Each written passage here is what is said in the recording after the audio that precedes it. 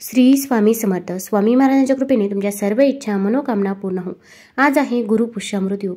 या गुरुपुष्यामृत योगाच्या दिवशी जर आपण काही उपाय केले, काही सेवा केल्या तर त्या खूप म्हणजे खूप प्रभावी ठरतात. गुरुपुष्यामृत योग वारंवार येत नाही. दीपोत्सवाची लगबग सुरू आहे. दिवाळीच्या अगदी काही दिवस आधी गुरुपुष्यामृत योग जुळून आला आहे. गुरुवारी पुष्य नक्षत्र आले तर त्या दिवशी गुरुपुष्यामृत योग होतो. हा योग सर्व कार्यासाठी शुभ समजला जातो. या योगावर सोने खरेदी केले असता त्याची वृद्धी होते अशी मान्यता आहे. आपण जर या दिवशी सोने खरेदी केले तर ते सोने आपल्याला कधीही मोडण्याची वेळ येत नाही किंवा ते सोने आपल्याला कधीही गहाण ठेवावे लागत नाही. 24 ऑक्टोबरला सकाळी 6:38 पासून गुरुपुष्यामृत योग सुरू होत असून दुसऱ्या दिवशी म्हणजे शुक्रवारी सकाळी 6:37 पर्यंत गुरुपुष्यामृत योग असणार आहे. संपूर्ण दिवस हा योग असणे विशेष मानले जाते.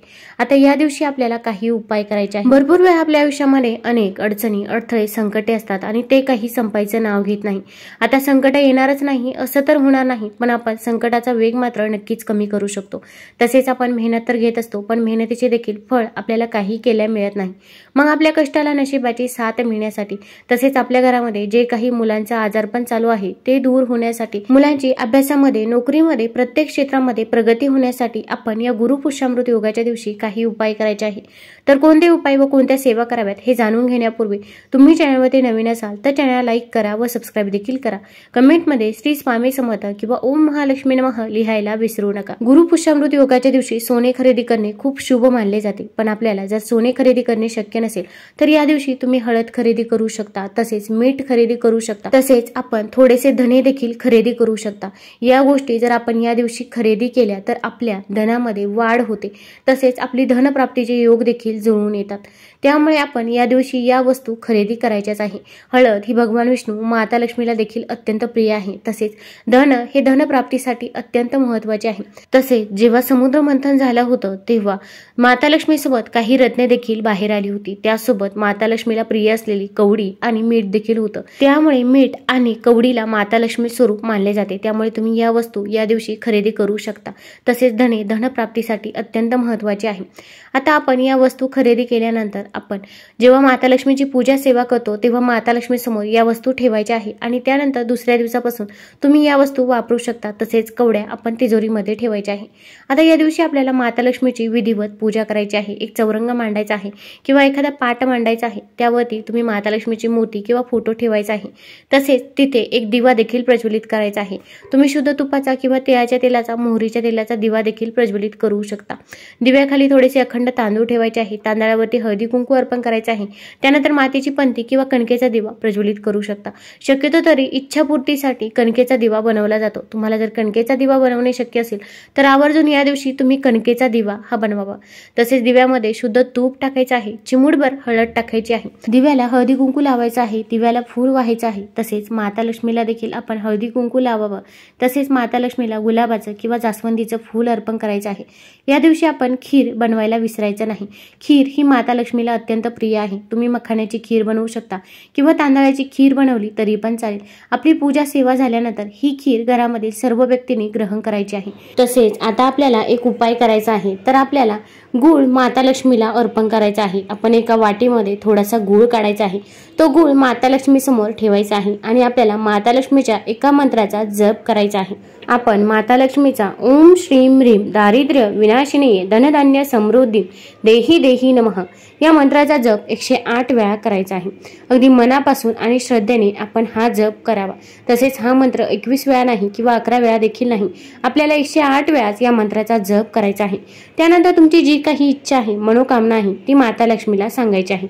मग घरामध्ये पैसा येत असेल पण तो पैसा स्थिर राहत नसेल किंवा इतरही काही अडचणी असतील, संतान प्राप्ती होत नसेल, विवाह हा वेळेवरती जुळून येत नसेल, मुलांची पाहिजे तशी प्रगती होत नसेल, जे काही आहे ते मनापासून आणि श्रद्धेने आपण माता लक्ष्मीला सांगायचं आहे.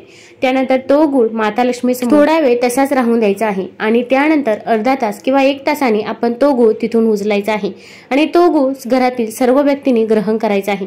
यामुळे माता लक्ष्मी लक्ष्मीचा आपल्याला आशीर्वाद मिळत असतो व आपल्या घरामध्ये सुख शांती समृद्धी देखील येते।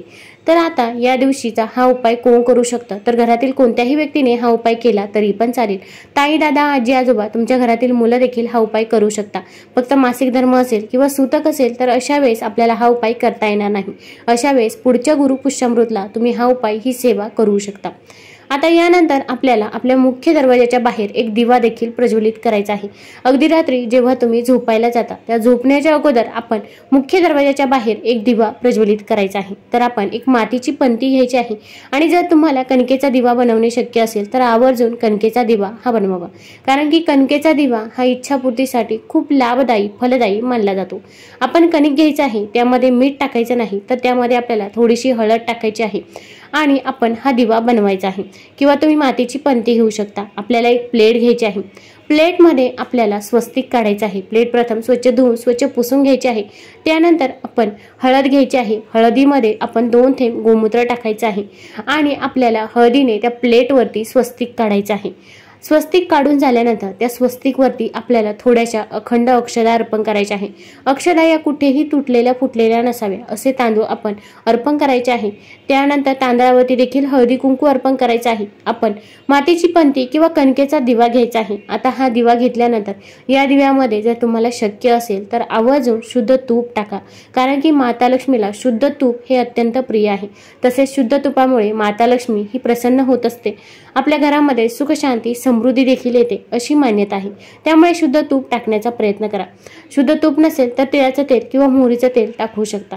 आता या दिव्यामध्ये आपल्याला एक लवंग टाकायचं आहे। लवंग हे साबूत असावं, कुठेही तुटलेलं फुटलेलं नसावं, त्याला पुढे फूल देखील पाहिजे असं लवंग आपण त्या दिव्यामध्ये टाकायचं आहे आणि तो दिवा प्रज्वलित करायचा आहे। प्रज्वलित करत असताना आपण म्हणायचं आहे की माझ्या घरामध्ये जी काही नकारात्मकता आहे, जी काही नजरबाधा आहे, घराला जी काही इडापिडा मागे लागलेली असेल किंवा संकटे असतील तर ते पूर्णतः दूर झालेले आहे। माझ्या घरामध्ये माता लक्ष्मीचा वास आहे, माझ्या घरामध्ये सुख शांती आणि समृद्धी आहे, घरामध्ये पैसा आहे, माता लक्ष्मी स्थिर आहे असे आपण म्हणायचं आहे। आता हा दिवा प्रज्वलित करून झाल्यानंतर दिव्याला हळदी कुंकू लावायचं आहे। दिव्याचं आपण दर्शन घ्यायचं आहे। आपण आपल्या मुख्य दरवाजाच्या उजव्या साईडला किंवा डाव्या साईडला हा दिवा प्रज्वलित करायचा आहे।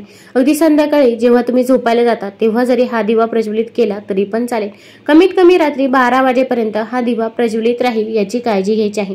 मग झोपण्याच्या अगोदर तुम्ही परत त्या दिव्यामध्ये थोडंसं शुद्ध तूप किंवा तेल टाकायचं आहे। आपण या दिवशी जेवढी सेवा करू त्या कित्येक पटीने माता लक्ष्मी आपल्यावरती प्रसन्न होत असते। यामुळे या दिवशी आपल्याला जेवढी सेवा करता येईल तेवढी सेवा आपण करायची आहे। या दिवशी गाईला गूळ खाऊ घालावा, असे केल्यास आपल्याला आर्थिक लाभ होतो। तसेच या दिवशी श्री हरी विष्णू आणि माता लक्ष्मीची पूजा करावी आणि श्री यंत्राची खरेदी करावी। या दिवशी आपल्या दुकानात दक्षिणावर्ती शंख ठेवल्याने व्यवसायामध्ये लाभ होतो। या दिवशी लहान मुलांना गुरुकुलात अभ्यासासाठी पाठवावे। तुम्हाला जर हा व्हिडिओ आवडला असेल तर चॅनल लाईक करा, सबस्क्राईब करा। धन्यवाद।